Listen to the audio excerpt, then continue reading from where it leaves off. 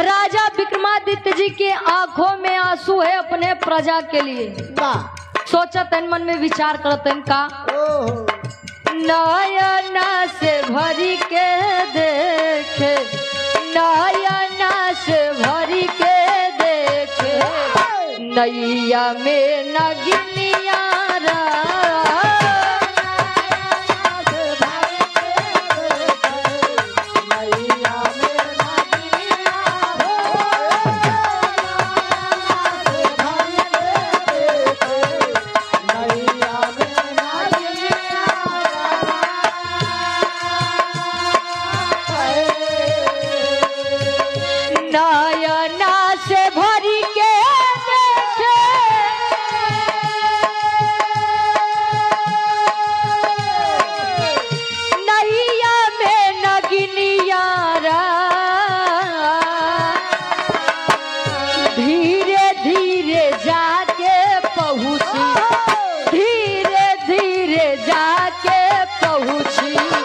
नैया में नगिनिया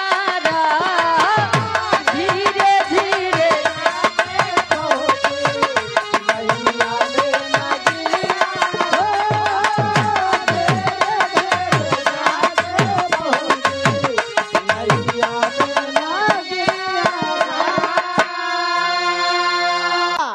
अब यहाँ गौर करिए, नागिन जब नाव के आगे बढ़ती गई तो जाहिर से बात है कि नाव में जहां पर ज्यादा दबाव पड़ेगा नाव पानी में डूबेगी। और जब नागिन जा रही है तो लोग डर के कारण अपनी जान बचाने के लिए एक किनारे नाव में हुए और ज्यादा भारी होने के कारण नाव जमीन में पानी में डूब गई। जिनको तैरना आता था वह तो निकल गए, लेकिन जिनको नहीं आता था उसी पानी में अपनी जान गवा दी। अब नागिन पानी में से निकले तब ले रेंगत बा। विक्रमादित्य जी सोचते हैं टेरी के भाव में कभी लिखते हैं,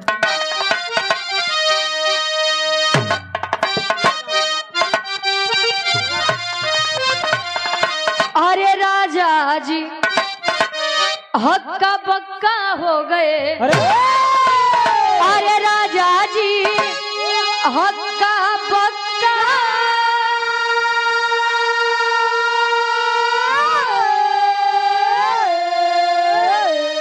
अरे राजा जी हक्का बक्का हो गए।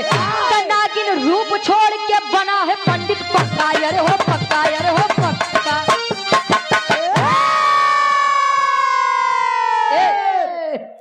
जिन चिल्ला झूठे कहे राजा जी हक्का बक्का हो गए, नागिन रूप छोड़ के बना है पंडित पक्का। अब जब वो नागिन पंडित के रूप रखे तब ले अब राजा विक्रमादित्य कहन बस बस बस अब तो पूछो आखिर सवेरे से खेला काहे खेलत है। जमाने की सच्चाई है, आप लोग दिन प्रतिदिन ये देखते हैं, लेकिन लोग जानत है मानत क्यों नहीं बा। राजा विक्रमादित्य जी पीछे से आवाज दिए बाबा ए बाबा बाबा। अब साधु जी पीछे मुड़ के देखें कहे बोल बेटा बोल बेटा, बाबा कोई दिक्कत है क्या, कोई दिक्कत है का कहे कि जवान तू सवेरे से खेला करत आना सवेरे देख हम देखा था हम हमारे सामने ढेर बेचारा बने की कोशिश कहे क्या देखे बेटा, कहे सुबह जब आपने भालू का रूप बनाकर एक लकड़हारे की जान ली मैंने देखा। कहे अच्छा मत देखा। उसके बाद आपने एक लड़की का रूप लेकर दो नौजवानों को मार दिया वो भी मैंने देखा। अच्छा बेटवा देख लिया। कहे बिल्कुल। कहे जब आपने नागिन का रूप लेकर नाव में सवार लोगों को मारा तब भी मैंने देखा। का बेटवा कुल जान गया का।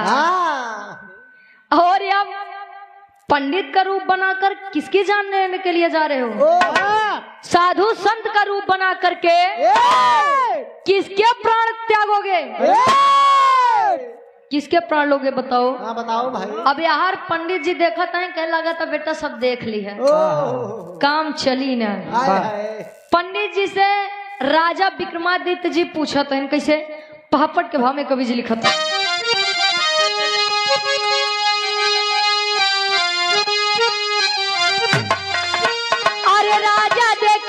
पंडित के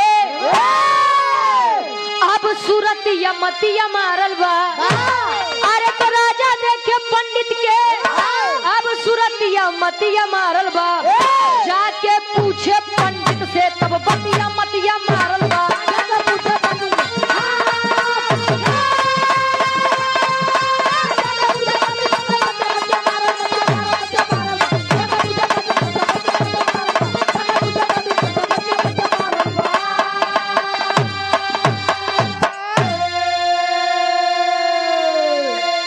राजा विक्रमादित्य जी बार बार उस साधु संत से पूछ रहे हैं, आखिर आप कौन हैं, मुझे बता दीजिए। बताइए आप कौन हैं? बेटा जानना ही चाहते हो तो सुनो, मैं बताता हूँ मैं कौन हूँ और क्यों तुम्हारे आंखों के सामने सुबह से ये सब हो रहा है, मैं बता रहा हूँ। पंडित जी बताए का। अरे पंडित बोला जाके तब भेजा हमें विधाता हो, जिसकी जैसी मौत होती मैं वैसे रूप बनाता हो। अरे आता नहीं समझ कोई के अफतिया मतिया मारल बा। अरे आता नहीं समझ में कोई के अभी अफतिया मतिया मारल बा। तो जाके पूछे पंडित से तब फतिया मतिया मारल बा।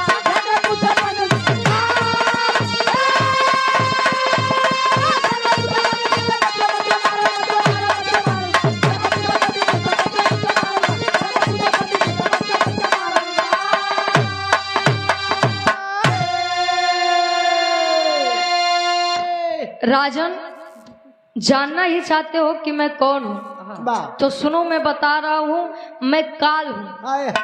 काल हो, काल का मतलब जिसकी जैसी मौत होती है मैं वैसे ही रूप बनाता हूँ। लकड़हारे की मौत लकड़ी काटने यानी पेड़ से गिरने से लिखी थी, इसलिए मैंने डराने के लिए उसे भालू का रूप बनाया। और उन दोनों वीरों की जान एक नारी के लिए लिखी थी, इसीलिए मैंने नारी का रूप बनाया। और जो पानी में डूबे उनकी मौत पानी में डूबने से लिखी थी, इसीलिए मैंने डराने के लिए एक नागिन का रूप रखा। अरे वाह नागिन। और यही जीवन की सच्चाई है। लोग कहते हैं ना कि अरे भैया उनका मौत रहे तो उनका हुआ तक लई जिसकी जहाँ मौत होती है मौत उसे अपने पास खुद ब खुद लेकर आती है। क्या बात है? इंसान नहीं जाता है, मौत खुद अपने पास बुलाती है। अरे वाह। और जब तनी बतिया राजा विक्रमादित्य जी सुने कहन बाबा बोल बच्चा। ए स्वामी हे तना बताए दी हद तनी कि हम कुछ पूछत ही बताई दिया, कहीं का जाने चाहत हो। बोल बच्चा। कहीं सुनिए मैं बता रहा हूँ। राजा विक्रमादित्य जी पंडित जी से पूछत हैं, आल्हा के भाव में कवि जी लिखत है।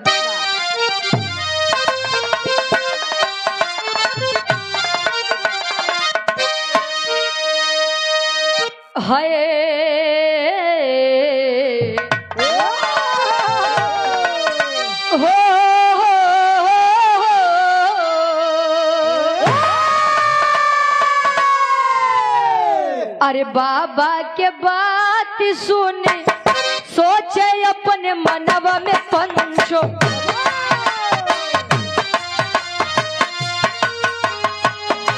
कैसन समैया प्रभु जी दी होला देखा।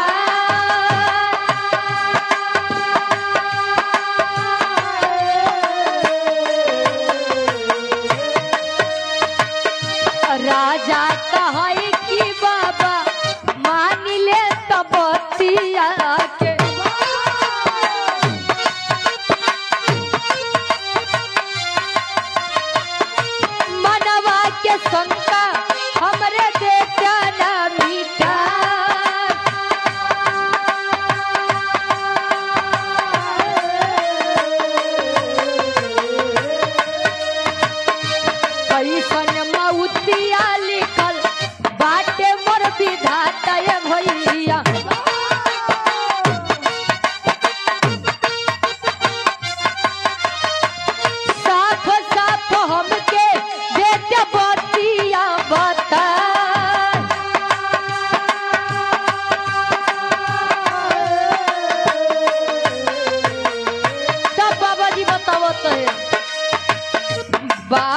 जी बोले तब सुन मोर कहनवा राजा।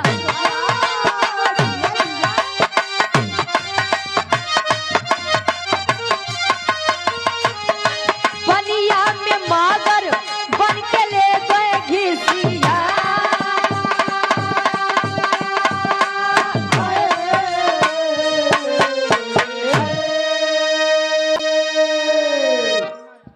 कहानी के निष्कर्ष से अरे वाह ज्यादा ना बस 5 मिनट के भी रहा बा। राजा विक्रमादित्य जी पूछ रहे हैं कि आखिर बाबा आपने बताया कि कौन कैसे मरा, सबका काल जैसे आता है मैं वैसे रूप बना के लोगों की जान ले लेता हूँ। वही लाइनियम तो हम ला गए। हमें भी बता दीजिए कि आप मेरी जान लेने कैसे आएंगे। बाबा कहें बेटा बड़ा चालाक बनाता है, अगर यही मैं बता दूंगा कि तुम मरोगे कैसे तो तुम अपनी हिफाजत नहीं कर पाओगे। कहें मोर बाबा बता ही देता है। लाख जिद करने पर साधु संत जी बोले अच्छा जानना ही चाहते हो तो सुनो बता रहा हूँ, क्योंकि मैं जब आऊंगा तो बता के नहीं आऊंगा। तुम्हारी मौत पानी में लिखी है, पानी में स्नान करने जाओगे मैं मगरमच्छ का रूप बना के आऊंगा, तुम्हारी जान लेकर जाऊंगा। अब यही है मौत अपने पास लेकर जाती है। इतना बढ़िया राजा रहे, चाहते न तो तालाब में जाए जरूरत न रहे, स्नानो करे बा तब आदेश कह देते न तब पानी आई जाती। साधु संत की बात या सुन के राजा विक्रमादित्य जी सोचे कि अरे मैं बेवजह दुनिया के मोह माया के चक्कर में पड़ा हूँ, कुछ न लई क्या ही न कुछ लई के जा। हमरो नजदीक के बदिन राजपाट छोड़ के महात्मा का रूप बना लिए, और जब साधु संत का रूप बनाए तो लोग उनका बड़ी इज्जत कर। एक गांव में छोट सा परिवार बा, धर्म पत्नी और पति रहते थे। दोनों जने रहते हैं, शादी के काफी दिन बीत गए, कोनो संतान नहीं होत बा। राजा विक्रमादित्य जी गए, दोनों प्राणी अपना दुख बताए। राजा विक्रमादित्य कहें बेटा चिंता मत करो, आपको संतान का सुख मिलेगा। बताया जाता है इस संसार में सबसे बड़ा सुख संतान सुख होता है। लड़का होए तबो ठीक बा, ना होए तबो ठीक बा, लायक होए तबो ठीक बा, ना लायक होए तबो ठीक बा, लेकिन लड़का चाहिए।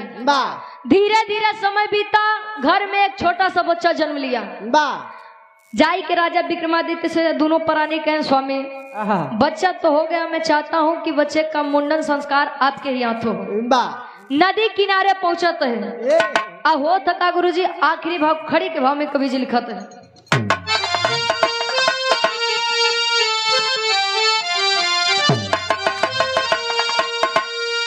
अरे राजपाट सब छोड़ के राजा, अरे राजपाट सब छोड़ के राजा अब जो गवार माए हो साधु वाला भेसवा ये है बनाए हो साधु वाला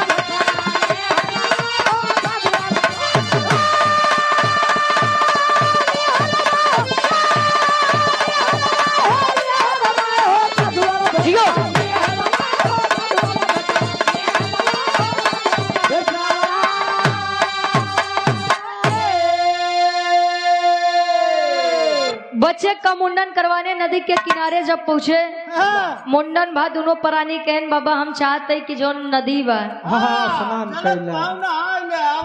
स्नान आप भी कर लीजिए ताकि यह पूजा सफल हो। आज ऐसे आगे बढ़े चले तबले राजा विक्रमादित्य जी हुए पंडित जी की कही बात याद आई है। ना ना ना बेटा मैं पानी में नहीं जाऊंगा, पानी में मुझको खतरा है। हाय बेटा। अब दोनों प्राणी कहें बाबा देखा ठीक नहीं बा, उचित नहीं बा, खतरा है, मैं चेक कर ले रहा हूँ, जांच पड़ताल कर ले रहा हूँ इसके बाद कि हेमा का खतरा बा। गए पानी को अच्छे से जांचे, देखे, कहें बाबा कोई खतरा नहीं, एक जीव जंतु नहीं है इसमें, पानी एकदम स्वच्छ बा, जा स्नान कैले। और जैसे राजा विक्रमादित्य जी पानी में प्रवेश किए तब ले हुआ का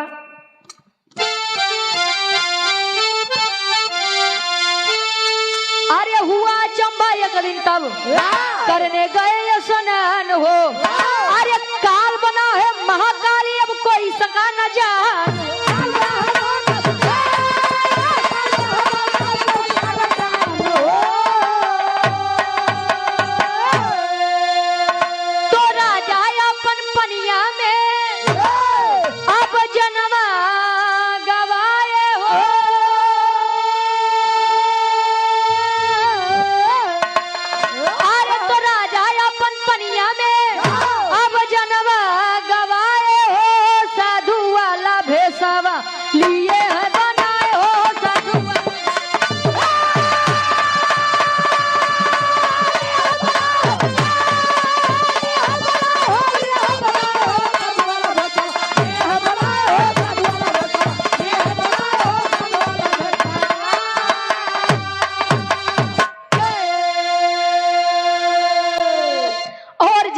स्नान करने के लिए गए। काल बना है महाकाल, अब कोई सका ना जान हो। पानी की जब जांच किए तो पानी में कुछ नहीं था, लेकिन जैसे राजा विक्रमादित्य पानी में प्रवेश किए, मगर मच्छ का रूप बनाकर काल आया और राजा विक्रमादित्य को अपने गाल में समा ले गया। इसीलिए कहा जाता है कि मौत जिसकी जहाँ होती है वह खुद ब खुद इंसान चलकर जाता है, और यही दुनिया का सत्य है। जो आया है उसे जाना है। कहे जन्म से लेकर मृत्यु तक दौड़ता है आदमी, अरे दौड़ते दौड़ते दम तोड़ता है आदमी। सुबह पलना शाम अर्थी, चारपाई दोपहर, 4 दिन की जिंदगी में 3 लकड़ी तोड़ता है आदमी।